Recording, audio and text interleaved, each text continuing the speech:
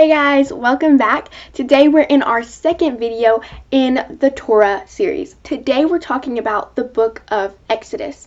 If you missed Genesis, you can go back and listen to that, but we left off with Joseph's family living in Egypt.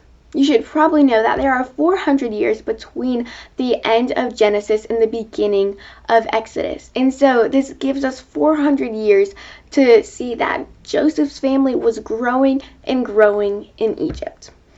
The beginning of Genesis is really interesting because chapter 1 verse 7 says, "The Israelites were exceedingly fruitful." And this is a fulfillment of Genesis 1:28, where God tells mankind to be fruitful, multiply, and fill the earth. But because of this fulfillment in Scripture, the Pharaoh of Egypt was really worried that the Israelites would gain power and take over. And so Egypt oppresses the Israelites, and they suffer a lot. In Exodus 3, we're met with the familiar story of Moses encountering God at the burning bush.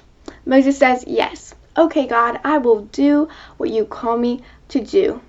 Moses makes himself available, and he's willing to do what the Lord calls him to do. So Moses does as God tells him, and he goes to the Pharaoh of Egypt and he says, "Let my people go." But Pharaoh says, "No way, that's not happening." And so through chapters 7 through 11, God sends 10 plagues until the Pharaoh lets the Israelites leave.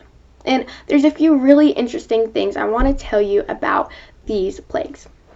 The first really interesting thing is that Pharaoh hired a bunch of magicians to try to replicate God's plagues, but they couldn't. They could only reproduce the first two. This brings us to the truth that is still relevant today. There are evil powers in this world.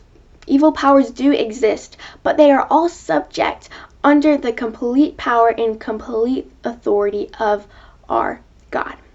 The second really interesting thing about this is that throughout all these plagues, throughout all these chapters that we're reading about, God continues to protect and provide for his own people. For example, we read about the seventh plague, and that is where God sends a huge hailstorm all over Egypt, right? There's all this hail. But you know what? The city of Goshen, where the Israelites were living, it was untouched. It was completely safe, because it's still true for us today that God provides, protects, and cares for his people. The third really interesting thing, I think, is actually the reason behind why God sends these plagues. If you think about it, you could say that, okay, if God is God, why would he even send these plagues? He could make Pharaoh say whatever he wanted. He could do whatever he wanted. I mean, he is God. But God sends these plagues so that he could reveal himself as the one true God to all Egyptians. God turned a bad situation, Pharaoh's hardened heart, into good by creating an opportunity to make himself known in all of Egypt. After all of the 10 plagues, Pharaoh finally lets the Israelites go. So they leave, they run out of there, and Pharaoh changes his mind. So Pharaoh goes after them with his army. He chases them. He chases the Israelites. And as God's people are fleeing, they come to the Red Sea.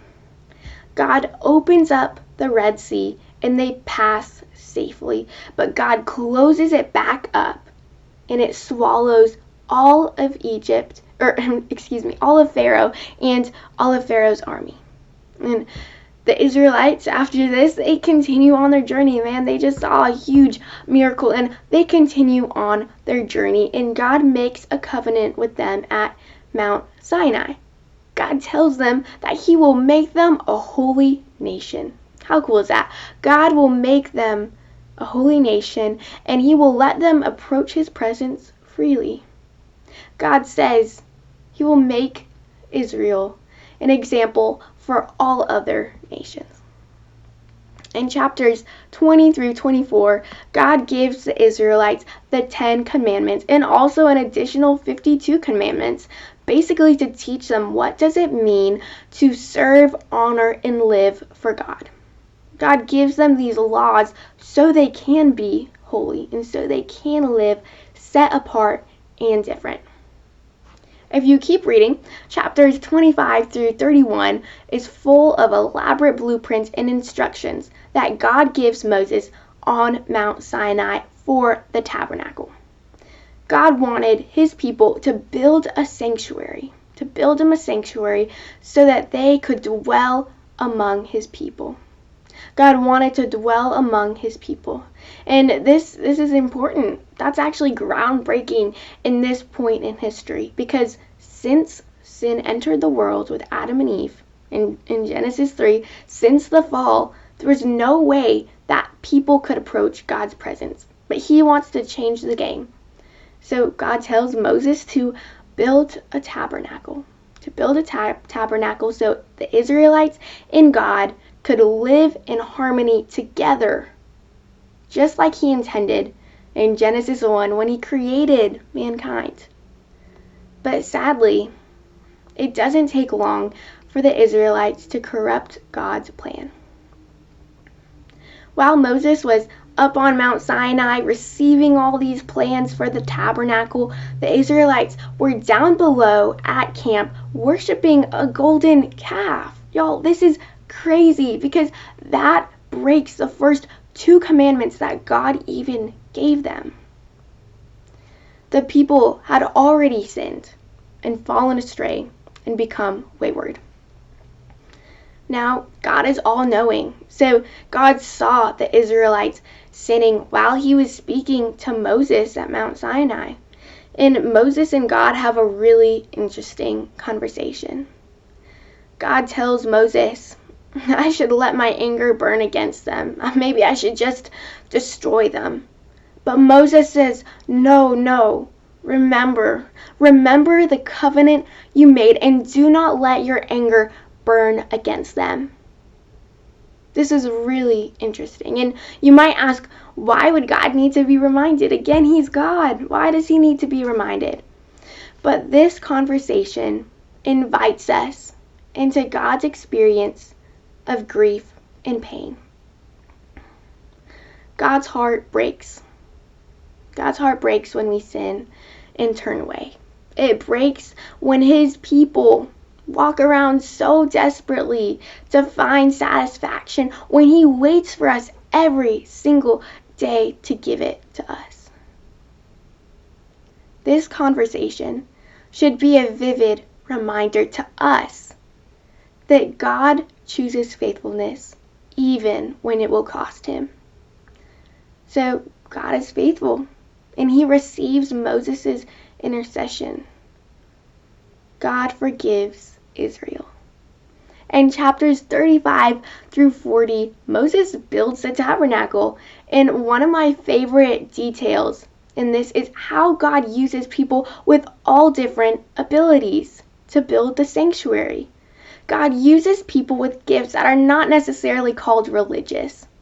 Scripture says God needed people who would engage in all kinds of crafts. This is such a great reminder for us. I heard a really awesome message on this by Andrew Scott, and he said natural abilities are just as God-given as spiritual gifts. This is incredible, because I think sometimes the church can spiritualize things. We can try to spiritualize things, but there's a simple truth that the gifts you are given, the abilities God has given you, they are on purpose and they are there for a reason. So use them to point back to God. So after these chapters of instructions and after all these chapters of them building the tabernacle, Moses is finally about to enter. But chapter 40, verse 35 says Moses could not enter the tabernacle. Yep, Moses could not enter the tent of meeting. This is crazy. It's a cliffhanger, because that's exactly how Exodus ends. But before I end, I want to make this even more personal. I've told you all about the Israelites, and I want to make this personal for you. I want you to be able to put yourself in the story of the Old Testament and see where you are in this. So I told you all about the story of Exodus, and the word Exodus means mass departure. What if I told you, if you're a follower of Jesus, then you are on a mass departure. You're on a mass departure from your old life, from a life of sin, and you're on a journey to freedom. Our journey will never end until we see Jesus face to face, because we can't be blameless on this earth. We can't be sinless. But as Christians, you're on an exodus, departing from sin and moving towards the life Jesus offers you. You see, you and I, we're Israel. Israel was enslaved to Egypt. All of us have been enslaved to sin and death. But in our oppression, God entered the scene of our life, and He rescued and redeemed us. We first eagerly said, "Yes, God, I can't wait for the freedom you're going to give us, this new life you're offering us." But we, just like the Israelites, we quickly found ourselves, even when following God, we did fall short.